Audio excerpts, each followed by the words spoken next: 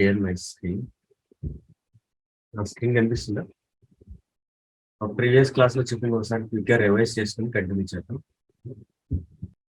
node.js ఎలా install చేయాలి అంటే ఒక ప్రాజెక్ట్ ఎలా స్టార్ట్ చేయాలి, దానిలో మనం యాప్ ఎలా క్రియేట్ చేయాలి ప్రీవియస్ క్లాస్ అంటే కొంచెం డే బిఫోర్ దిస్ క్లాస్ చెప్పాను, లేదంటే ఇప్పుడు ఈ క్లాస్ చెప్పాను.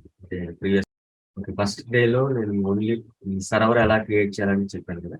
npm మినిట్ ద్వారా ఒక ప్యాకేజ్ డాట్ చేసి ఫైల్ అండ్ ప్రాజెక్ట్ క్రియేట్ చేసి దానిలో మనకు కావాల్సిన డిపెండెన్సీ ఎక్స్ప్రెస్ చేసి అనేది ఇన్స్టాల్ చేస్తాం. npm ఇన్స్టాల్ ఎక్స్ప్రెస్ అనే కమాండ్.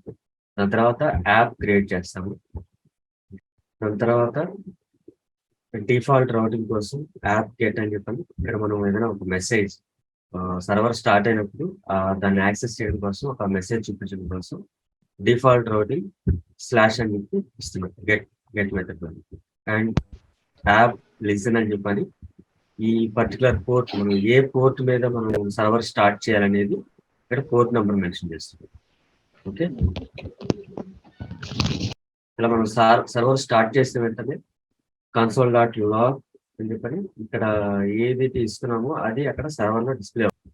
యువర్ ఎక్స్ప్రెస్ చేస్ అప్లికేషన్స్ అప్ అండ్ రన్నింగ్ అని చెప్పి ఇచ్చాను కదా, సేమ్ అదే కన్సోల్ లో రన్ అవుతుంది.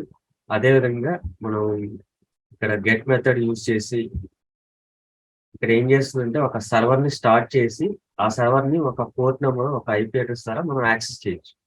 ఈ ఐపీ అడ్రస్ ఏంటంటే డిఫాల్ట్ గా మనం లోకల్ మెషిన్ యూజ్ చేస్తాం, లోకల్ హోస్టర్.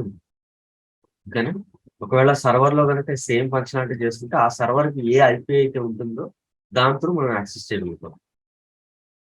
సో ఇది తర్వాత different methods. Get method, get లో విత్ పారామీటర్స్ ఎలా పాస్ చేస్తారు అండ్ వాటిని ఎలా గెట్ చేసుకుంటారు లోపల ఇన్సైడ్ దిస్ అప్లికేషన్, అంటే ఫంక్షన్ లోపల ఈ పారామీటర్స్ ని ఎలా యూజ్ చేస్తాము ఇవన్నీ తెలుసుకున్నాం.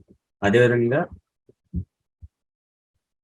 పోస్ట్ మెథడ్ ద్వారా మనం డేటాని ఎలా క్యాప్చర్ చేయాలి, ఏ మెథడ్ ఎప్పుడు యూజ్ చేస్తారో గుర్తుందా?